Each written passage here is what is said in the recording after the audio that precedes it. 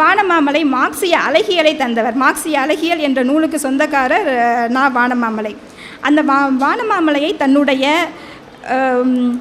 குருவாக கொண்ட தீக்காசி மார்க்சிய அழகியலை தான் தன்னுடைய அழகியலாக எடுத்துக்கொள்கிறார். வாழ்நாள் ஒன்று வாழ்ந்தாக வேண்டும், இல்லை வாழ்வே மாயம். இந்த 2 நிலையில் தான் மனிதனுடைய வாழ்க்கை செல்கிறது.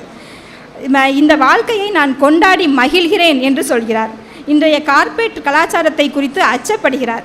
இயல்பிலேயே இளமையிலேயே தீக்காசியினிடம் மனித நேயம் இருந்தது என்பதற்கு அவருடைய சங்கு சுப்பிரமணியன் எழுதிய ஒரு கவிதையை சுட்டி காட்டுகிறார் தன்னுடைய நேர்காணலில்.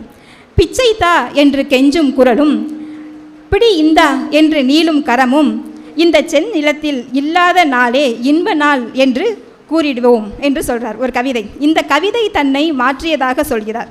பிச்சைதா என்று கேட்கும் குரலும் இந்தா பிடி என்று கூட கொடுக்கக்கூடிய அந்த வேறுபாடு, இதுவே அவருக்கு படைப்பிலக்கியத்தை நோக்கின ஒரு பயணத்தை தொடங்குவதற்கு காரணமாக இருந்தது.